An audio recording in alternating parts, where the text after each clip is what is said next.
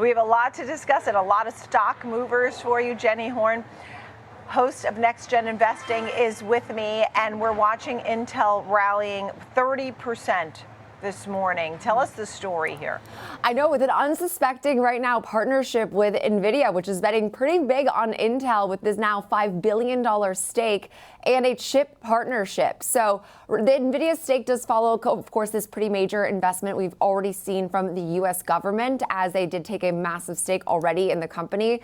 But the stake will instantly make Nvidia now one of Intel's largest shareholders, giving it roughly a 4% or even greater stake of the company after we see new shares issued, and of course once we see this deal completed in its entirety. So Intel's the big clear beneficiary of this. Again, as you mentioned, surging 30% this morning. But I do think this right now is going to be a pretty overall interesting collaboration. We have seen that Jensen Huang has released a statement saying this historic collaboration does tightly couple Nvidia's AI and accelerated computing stack with Intel's CPU and vast x86 ecosystem, which is a fusion of really two world-class platforms. Together, he said they will expand their ecosystems and lay the foundation for the next era of computing. So Nvidia does join, again, SoftBank, the U.S. government, in supporting this real turnaround story we have seen now in Intel.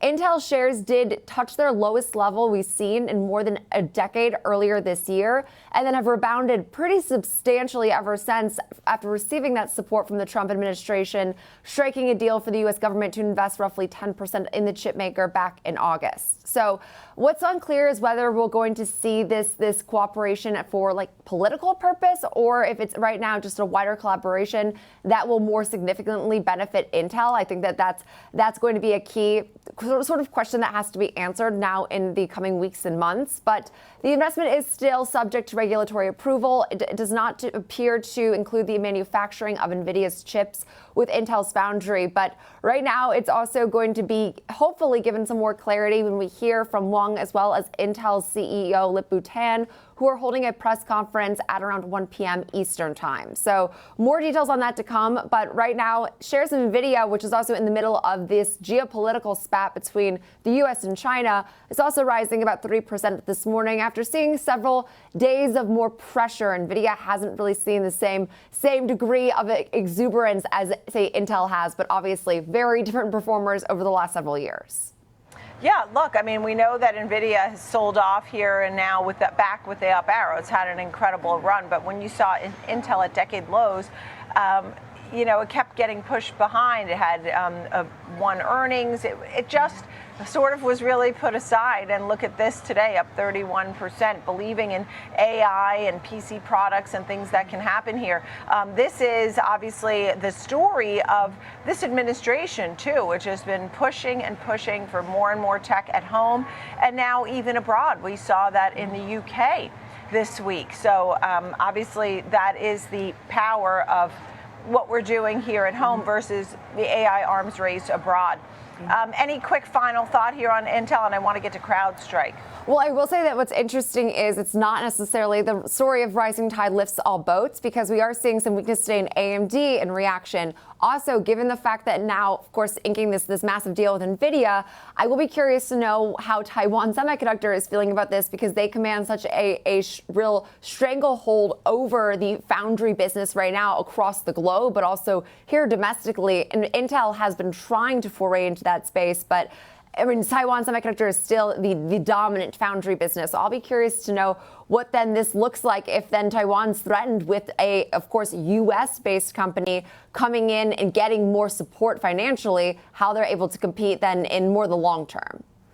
Yeah, understood. Okay, let's get to CrowdStrike, another name people love to follow. And this one higher on an AI acquisition. Also some analyst price target hikes this morning. Check it out. Tell us more. Yeah, CrowdStrike on the move today, also up another 5%. And we have seen them announce major AI-driven product enhancements to its Falcon platform. But more notably than that, seeing this Pangea acquisition, as well as expanding its partnership that already exists with Nvidia. It also has, partnerships with other major tech leaders that include Salesforce, Meta, AWS, and Intel. So somewhat part of also the broader discussion with Intel and Nvidia today.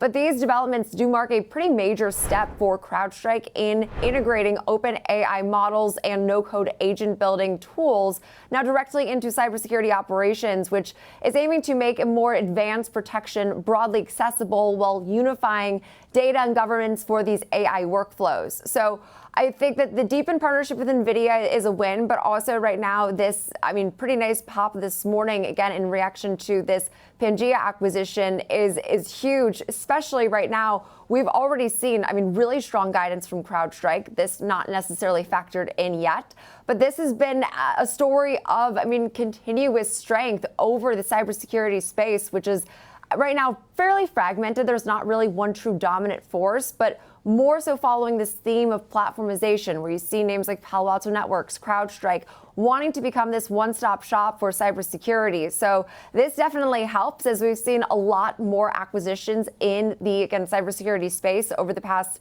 year, several months or so. But right now, acquiring Pangea specifically to enhance AI detection and response capabilities, I think just goes to show they have cash and, hey, they're definitely willing to spend it. The one tone of maybe caution I always tend to want to give when it comes to CrowdStrike, this name trades as if this growth is not stopping anytime soon. It has such a lofty multiple, and that's always been somewhat of the criticism from the sell side. So it's expensive. It's always been somewhat expensive on a forward basis. So this growth has to be able to maintain to then, of course, justify that forward-looking multiple. Yeah, and we think about what Pangea really protects, as you noted, everything from securing data, models, agents, identities, infrastructure, interactions, AI development through the workforce usage. And obviously, they thought this was imperative, this definitive agreement, to get in line and pick up this AI name, Pangea. It's a leader in AI security, and it certainly seems like every day it's just not stopping. Every guest we have on continues to talk about the AI revolution. And while even Sam Altman noted, not every AI company is going to survive, just like the tech boom and bust, but AI really is here to stay. Final thought?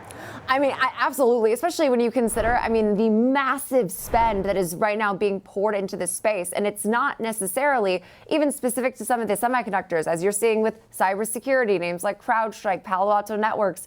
Even though some of the earnings were a bit mixed this quarter, I think you could safely say cybersecurity has to be able to continue to grow if we want to see AI safely implemented at an enterprise level. And then you have the nuclear stocks that have also seen huge money poured into restructure the grid.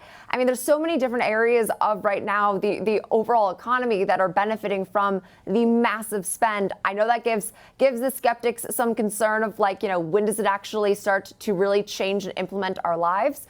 But I think that if you follow the money, as we do, of course, the cash right now would tell you there's no signs of any of this slowing, especially with these further partnerships and seemingly a lot of these major tech companies actually working together to accomplish this pretty massive growth and, of course, really just to account for AI. Yeah, and I think about, just think about our interactions now when they say, do you want to chat, and whatever company it is. We're already communicating with AI agents, agentic AI. Sometimes you have an agent working with an agent. They could almost have their own language. I've seen it done. It's pretty wild. I'm not quite comfortable with it just yet, but you got to go with the flow. Jenny Horne, great to see you. Thank you.